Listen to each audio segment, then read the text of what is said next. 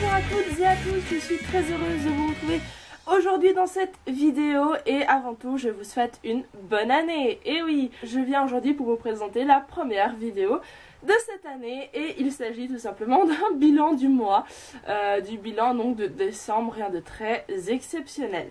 Mais je pense vous faire quelques petites vidéos un peu spéciales, enfin je ne sais pas et je vous dis rien pour le moment. Donc c'est parti, le mois de décembre fut assez bon dans son ensemble et voilà, donc j'ai lu 3 livres et papa. J'ai donc lu 3 livres et un album, oui je crois que c'est comme ça qu'on appelle ça. Il s'agit donc de Marie-Antoinette par Benjamin Lacombe aux éditions Métamorphose. Non, édition Soleil, collection Métamorphose, c'est ça. Enfin bon, je ne connais pas trop en album, j'en ai pas beaucoup lu, donc veuillez m'excuser. J'ai donc lu ce livre, enfin n'importe quoi, cet album, en lecture commune avec Claudia de la chaîne Lecture de Livres que je vous mets en barre d'infos. En fait, on l'a acheté, en fait comme je vous l'ai déjà dit dans le, comment j'ai appelé ça déjà, dans le vlog de Montreuil, voilà. On l'a donc acheté et on l'a fait dédicacer par l'auteur en même temps. On a passé 3 heures ensemble parce qu'on a fait 3 heures de queue pour avoir cette dédicace et je peux vous dire qu'on a eu chaud parce qu'on a failli ne pas l'avoir. Donc voilà, je vous montre juste la petite dédicace même si je vous l'ai déjà montré. Et ce fut mon premier Benjamin Lacombe, malgré que j'ai déjà en ma possession les Contes Macabres, je crois que c'est ça, voilà, par Benjamin Lacombe et donc Edgar Allan Poe. Et j'ai pourtant commencé avec celui-ci et je pense que je n'aurais pas dû faire ça. Pourquoi ? Parce que cette lecture fut quand même un peu une déception parce que je pense que c'est pas avec cet album qu'il faut découvrir Benjamin Lacombe. Alors oui, les illustrations sont magnifiques.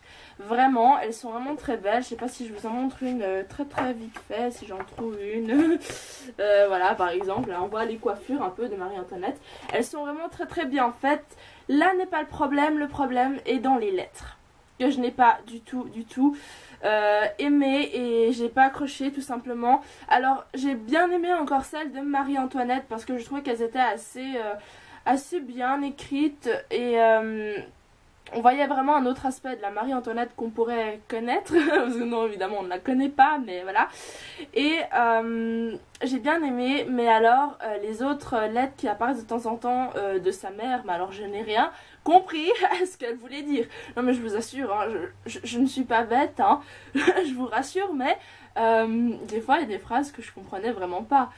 Voilà, bon, je veux bien que ce soit une espèce de vieux français, là, je sais pas la première fois que je lis du vieux français, mais alors là, franchement, alors voilà, j'étais un peu perdue. Et puis il faut savoir que si vous ne connaissez pas l'histoire de la Révolution française, à la fin vous serez complètement perdu. Heureusement que j'étais en train d'étudier ça en cours pendant que je lisais, parce que sinon j'aurais rien compris. Et voilà.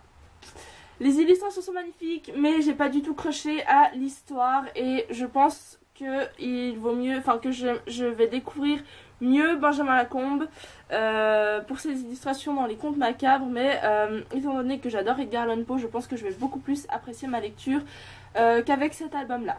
Je passe ensuite à ma deuxième lecture du mois et enfin je ne sais pas, évidemment vous ne pourrez pas comment dire, savoir de quoi je parle vu que c'est un livre qui n'est pas encore sorti, mais pourtant il figurait déjà dans mon top de 2014.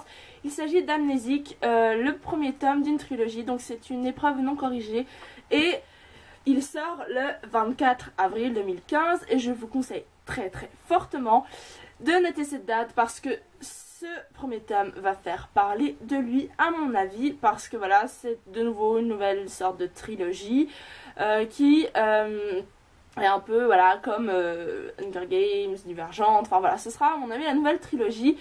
Et il est écrit par Jessica Brody aux éditions Au Diable Vauvert, voilà, je l'ai reçu au salon du livre de Montreuil.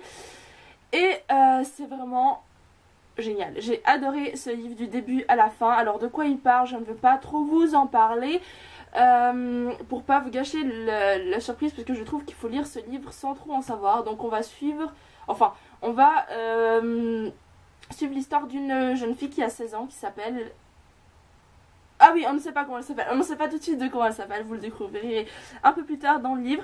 Donc cette jeune fille de 16 ans qui est la seule survivante d'un crash d'avion et qui mystérieusement n'a aucune égratignure, aucune blessure ni quoi que ce soit. Et après, donc elle est amnésique. Elle va se réveiller amnésique.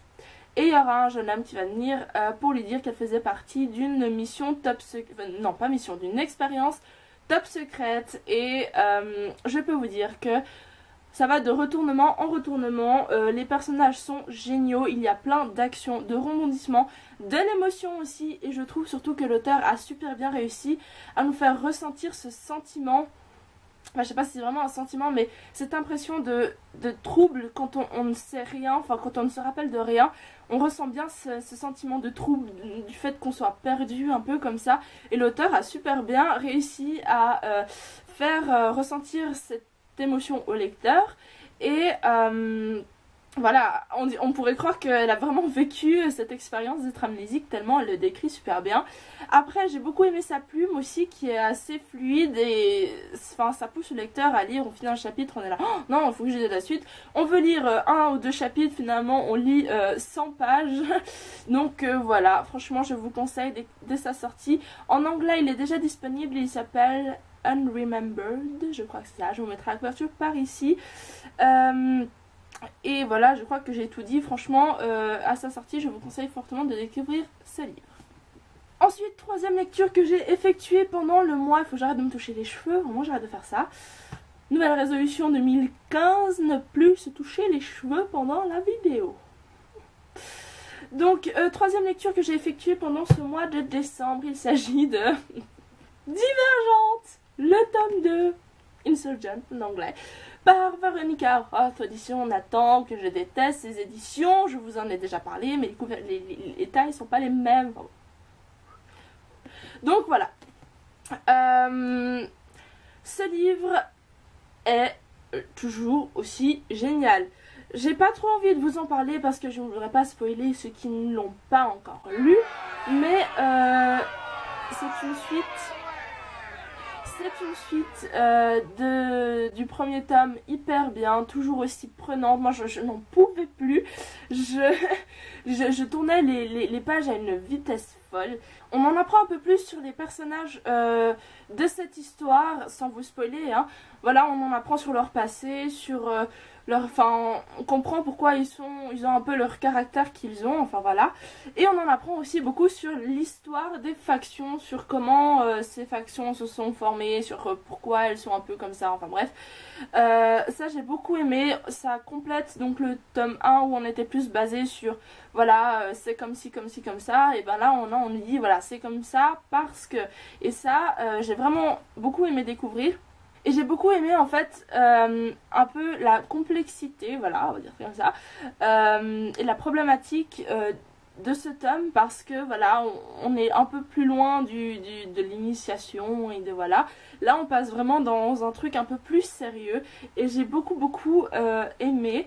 Franchement on voit la maturité des personnages, les personnages deviennent de plus en plus matures, ils commencent à vraiment réfléchir comme des adultes, je sais pas, mais voilà, ils prennent des décisions, ils les prennent pas à la légère, enfin c'est un peu normal vu leur situation on va dire, mais voilà. Le seul défaut que j'ai un peu à reprocher à ce tome, mais je pense que c'est un peu voulu par l'auteur, c'est qu'on découvre Triss sous un nouvel angle, on va dire ça, parce que elle devient un peu, je peux pas vous dire sans spoiler, elle change un peu son caractère et ça m'a un peu déçue parce que je la voyais un peu plus forte que ça, mais c'est normal vu ce qu'elle subit en même temps. Mais voilà, je trouve que ça a été un peu poussé à l'extrême à un certain moment quand elle va se rendre à un certain endroit, me rendre littéralement, hein, genre soumission, je sais pas, vous comprendrez si vous l'avez lu.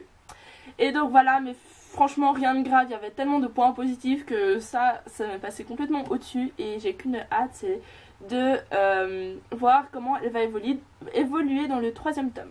Et puis voilà, je peux pas vous en dire trop, mais je peux juste vous dire que j'ai beaucoup aimé et que la fin est cruelle. Mais alors vraiment, j'arrivais à la fin et je disais non, non, non. Et voilà. Non, non, franchement, la fin est cruelle. Il me faut absolument le tome 3. Faut vraiment que j'aille le chercher. Même si je ne veux pas le lire tout de suite parce que je vais laisser un peu le temps passer. Parce que je ne veux pas finir cette saga tout de suite. Voilà. Et le film va sortir. Je vous ai fait un trailer reaction que je vous mettrai en barre d'infos. Si vous voulez aller voir tout ça. Donc je passe à la 4e lecture du mois et il s'agit d'un tout petit livre dont je viens d'écrire la chronique qui est maintenant sur le blog. Il s'agit de La petite marchande de rêve par Maxence Fermine aux éditions Michel Lafon. J'ai adoré cette petite histoire en fait, donc je l'ai acheté aussi au salon du livre et j'avais craqué, mais alors littéralement sur la couverture, qui me faisait un peu penser au dessin de Tim Burton. Et j'ai lu le résumé et puis pas mal. Donc je l'ai lu après Divergente parce qu'il fallait vraiment que je me calme. Il me fallait un truc simple, court, pour juste que je puisse continuer à lire mais sans trop me prendre la tête. Et j'ai donc décidé de le lire et je peux vous dire que j'ai été agréablement surprise parce que je m'attendais à un truc un peu quand même assez jeunesse ou je ne sais quoi et finalement pas du tout. Enfin si, c'est quand même assez jeunesse mais ça a vraiment des questions qui nous fait réfléchir un peu plus. Je ne pense pas que les enfants comprendront vraiment le message de ce livre. Donc on va suivre en fait un petit garçon de 11 ans qui après un accident va se retrouver dans un monde complètement merveilleux mais hyper glauque à la fois, un peu à l'ambiance de Tim Burton, voilà. J'ai fait un peu le rapprochement entre Tim Burton et Alice au Pays des Merveilles. Vous faites un mélange de ces deux choses et ça donne un peu l'esprit du monde dans lequel va se retrouver notre personnage. Merveilleux et glauque à la fois, c'est exactement comme ça que je définirais l'ambiance. Mais franchement j'ai beaucoup aimé justement cet univers, c'est assez étrange mais finalement même si ça met un peu mal à l'aise mais en même temps on aime. Donc voilà. Et puis voilà, l'histoire est hyper touchante et en fait ça aborde un peu plusieurs thèmes assez pas graves mais qui sont pas forcément très drôles, comme par exemple le délaissement un peu des parents par rapport à leurs enfants quand ils ont vraiment beaucoup de travail, et aussi ça parle du coma. Alors je ne vous dis pas comment le thème est abordé dans ce livre parce que je vous laisse le découvrir parce que franchement je vous le conseille, mais voilà, ça pousse un peu à la réflexion, c'est très touchant, c'est très magique aussi. Donc si vous avez, vous voyez comme il est tout petit, si vous avez un peu de temps et que vous le trouvez, franchement lisez-le. C'est le premier tome d'une trilogie je crois, ou même pas d'une trilogie, je sais pas si les histoires s'emboîtent ou pas. Mais je sais qu'il y a 2 autres livres comme ceci, même si je ne sais plus leur nom. Mais en tout cas je lirai la suite si je les trouve quelque part, je n'hésiterai pas à acheter la suite. Donc voilà, c'est tout pour ce bilan du mois de décembre. J'espère que ce livre, ma chaise vient de descendre toute seule. Je vous jure, elle vient de descendre toute seule. Ah, disons, je savais pas que j'avais pris autant de poids pendant les vacances de Noël. Donc voilà, c'est tout pour ce bilan du mois de décembre. Si vous avez lu ces livres, enfin un de ces livres, n'hésitez pas à me le dire en commentaire et surtout ce que vous en avez pensé parce que j'aime bien voir ce que les gens pensent pour voir si je suis pas complètement à côté de la plaque. Et voilà, j'espère que vous avez passé encore une fois de bonnes fêtes. Je vous souhaite tout plein de bonnes choses. Je vous dis à très bientôt dans une nouvelle vidéo. Bye!